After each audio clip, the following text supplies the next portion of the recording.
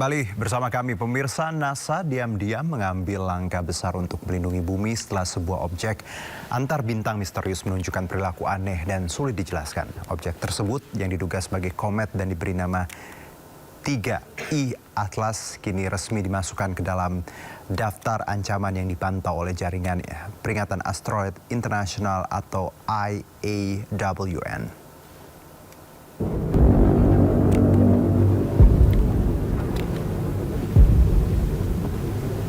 IAWN bekerja sama dengan berbagai lembaga di seluruh dunia mendeteksi, melacak dan mempelajari objek-objek yang melintas dekat bumi guna menilai potensi ancamannya.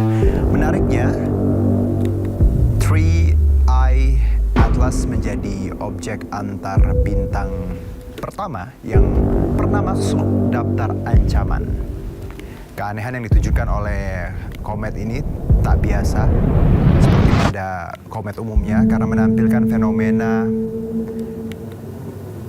anti-ekor, yakni semburan partikel yang justru mengarah ke matahari bukan menjauhinya. Temuan ini semakin memperkuat dugaan bahwa komet tersebut bukan sekedar batu es luar angkasa, melainkan sesuatu yang lebih kompleks. Bahkan mungkin diperkirakan kiriman dari peradaban lain. Di tengah berbagai teori dan spekulasi itu, NASA terus memantau pergerakan komet ini dengan penuh kewaspadaan, memastikan setiap langkah antisipasi dilakukan demi menjaga keamanan bumi.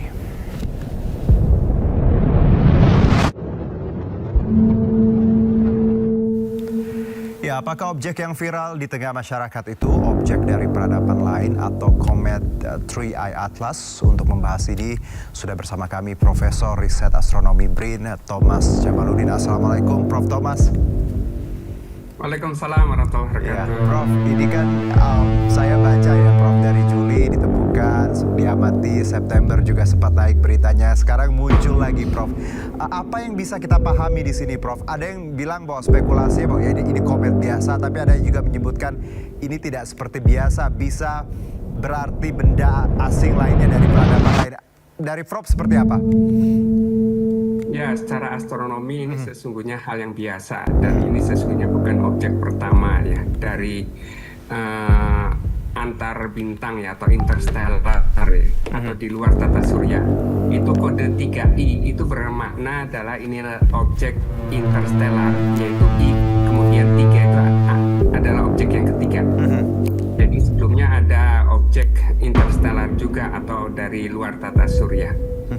Dan memang ini tergolong istimewa karena dari segi ukurannya ini adalah komet raksasa ya.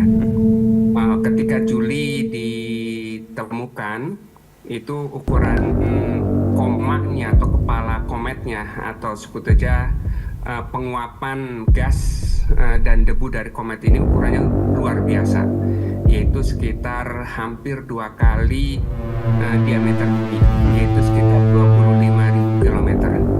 Agustus ada data baru bahwa gas karbon dioksida itu ternyata meluas sampai 700.000 km. Itu kira-kira 5 kali diameter planet raksasa Jupiter. Tapi karena memang jaraknya jauh ya, ketika melintas memasuki tata surya itu berada dekat dengan orbit Mars, sehingga karena jauhnya maka objek ini terlihatnya redup. Semula memang diduga ini objek yang berpotensi mengancam bumi, tapi setelah dikaji lagi bukti-bukti pengamatan terkait dengan lintasannya, kemudian disimpulkan lintasannya itu adalah hiperbolik. Artinya objek ini tidak dipengaruhi oleh gravitasi matahari, sehingga masuk ke dalam tata surya itu hanya sekedar melintas. Karena melintas relatif dekat dengan matahari, maka gas-gas di dalam bakal komet ini kemudian menguap dan membentuk kepala komet yang luar biasa. Kalau intinya itu ukurannya hanya sekitar 3 3 kilometer ya, inti yang padatnya. Tetapi karena gasnya ini kemudian menguap, itu membentuk kepala komet yang komet raksasa. Baik. Ya, memang kemudian diakui di media, terutama bukan media yang mainstream ya, di media sosial itu Oke. kemudian memang bukan hanya di Indonesia tapi di luar juga, yaitu mengaitkan dengan sebut saja alien. Karena memang pertama karena sumbernya itu dari interstellar ya, dari luar tata surya.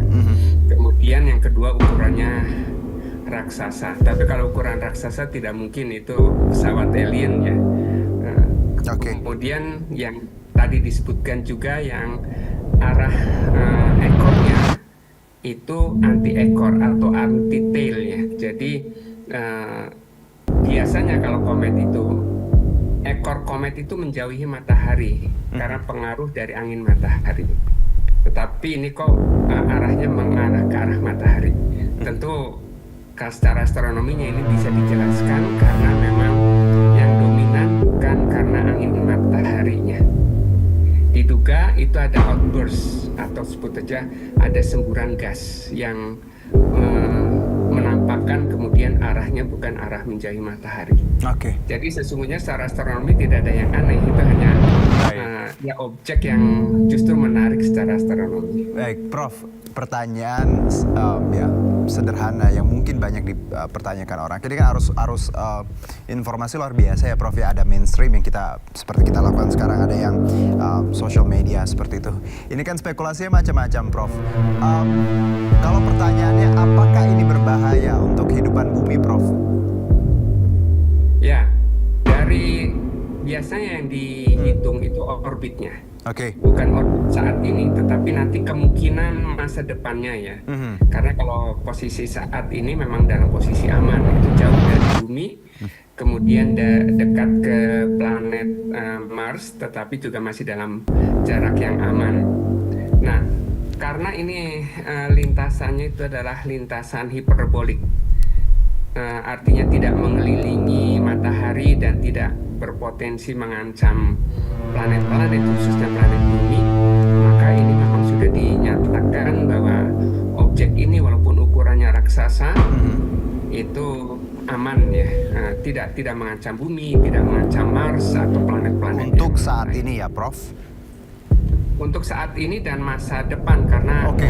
dari segi orbitnya itu hanya sekedar melintas, tidak mengelilingi matahari yang berpotensi suatu waktu bertemu dengan bumi atau dan planet yang lain. Oke, Prof. Karena ini hanya sekedar melintas, ya secara umum aman. Kalau ada tanggapan ilmuwan lainnya, baik itu di US maupun di beberapa negara, bahwa tadi dugaan terkait mungkin objek peradaban lain, atau mungkin NASA juga mengambil ancang-ancang seperti itu, atau IAWN juga disebutkan mungkin melihat ini berbeda. Bagaimana Anda menanggapi mungkin ada beberapa perspektif lain, Prof? Ya, tentu kalau dari segi ilmuwannya yang ya sebut aja betul-betul berbicara atas dasar data astronominya, itu tidak ada yang menyatakan bahwa ini adalah objek yang berbahaya. Oke. Dan tidak ada juga yang mengaitkannya dengan alien ya.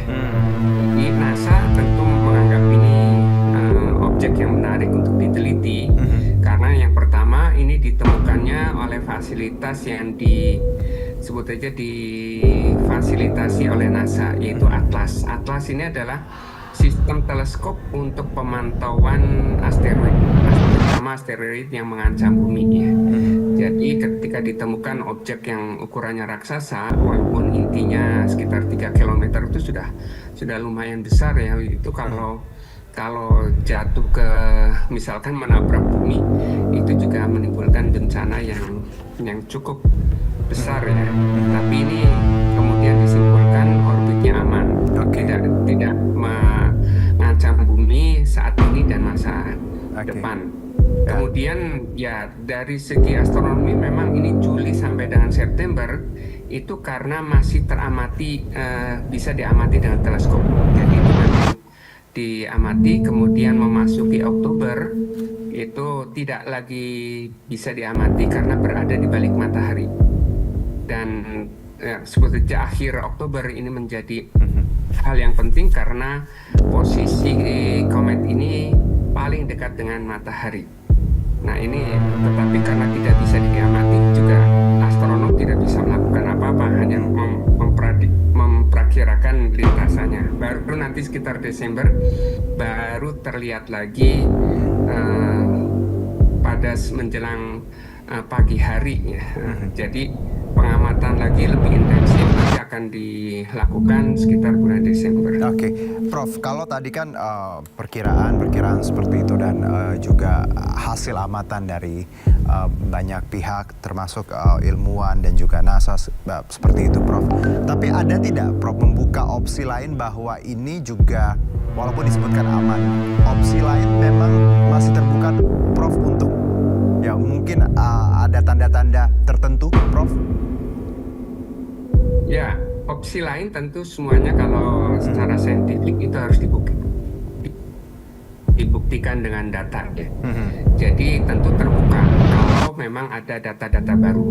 Tetapi data sampai saat ini oleh para astronom dari berbagai wilayah itu menunjukkan bahwa objek ini hanya sekedar melintas di wilayah tata surya, tetapi tidak mengancam bumi atau planet-planet yang lain pada saat ini maupun masa mendatang, karena hanya sekedar melintas dan tidak ada potensi untuk bertabrakan dengan objek tata surya. Baik, Prof, tadi kita bawa ini kan Three Eye Atlas ya, itu eye-nya interstellar ya. Baik, ini objek ketiga yang di luar tata surya, Prof. Ada juga menyebutkan yang saya baca, Prof, ini mohon validasinya bahwa objek ini lebih tua dari peradaban atau umur matahari yang kalau tidak salah 4,6 miliar tahun. Kalau yang objek ditemukan ini disebutkan umurnya 7 miliar. Ini gimana, Prof, validasinya? Ya, karena ini objek ini dari interstellar ya, atau ruang antar bintang di luar tata surya. Ada dua opsi yang diduga tetapi belum bisa dipastikan. Pertama, objek ini berasal dari disebut thin disk atau katakan piringan tipis pada bidang galaksi. Kalau ini berasal dari piringan tipis bidang galaksi, umurnya dekat-dekat dengan matahari ya, sekitar 4,5 miliar tahun, masih relatif muda.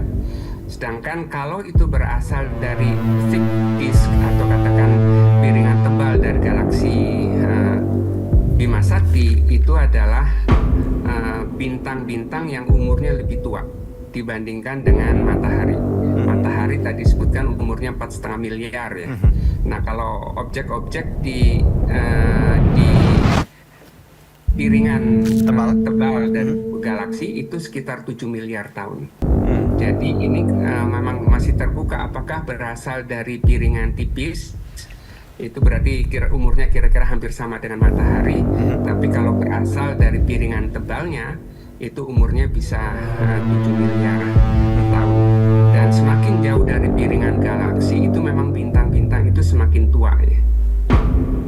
Baik, Prof, dengan demikian bahwa dari hal yang bisa kita simpulkan tadi bahwa ini objek hanya melintas seperti itu, tidak membahayakan kehidupan di bumi dan di planet-planet lain, dan memang umurnya juga tadi kemungkinan bisa sama dengan matahari dan bisa lebih tua dari matahari ya, Prof. Satu mungkin, Prof, ini kan kita tahu alam semesta ini luar biasa ya, ini ciptaan Tuhan yang maha besar ya, dengan segala keistimewaannya, Prof. Kita di Indonesia dan juga mungkin netizen dan masyarakat yang menonton, apa yang harus kita pahami ketika mendapatkan informasi seperti ini? Harus validasi atau apa yang bisa kita kerjakan agar nanti juga kita tidak perlu tadi termakan hoax, atau juga harusnya literasinya juga lebih tinggi, Prof, dari Anda? Ya, objek tata surya dan juga objek langit yang lainnya, objek di luar tata surya seperti interstellar ini memang sangat menarik perhatian publik ya. Tapi memang sayangnya di era keterbukaan informasi, di era digital ini, peluang untuk disinformasi itu sangat terbuka. bisa direkayasa Ya. videonya, bisa direkayasa gambarnya, dan tentu narasinya juga bisa direkayasa, itu sehingga sering muncul informasi-informasi yang sifatnya hoax. Baik. Oleh karenanya, memang ini tugas kita bersama termasuk media mainstream ya, untuk bisa mengklarifikasi atau mencari informasi yang benar dari institusi yang memang mempunyai kompetensi. Kalau di Indonesia terkait dengan keantariksaan bisa dari BRIN ya, atau dari ITB yang mempunyai program studi astronomi misalkan. Oke. Jadi ya tentu menghadapi arus informasi yang luar biasa dengan potensi informasi yang keliru itu sangat terbuka sekali. Oleh karenanya tentu edukasi publik dan juga klarifikasi dari institusi yang mempunyai kompetensi ini sangat penting. Baik, Prof, terima kasih untuk obrolan singkatnya yang bermakna, karena ini juga semoga yang menyaksikan ya bisa sedikit lega karena informasi yang beda-beda, Prof, dan ini senang sekali kita bicara angle yang berbeda kali ini ya, di luar hiruk pikuk politik di tanah air. Prof, terima kasih, sehat-sehat ya Prof ya. Nanti kalau ada hal-hal lain terkait antariksa kami undang kembali, nggak apa-apa ya Prof ya? Ya. Baik, Prof, terima kasih Prof. Selamat beraktivitas kembali.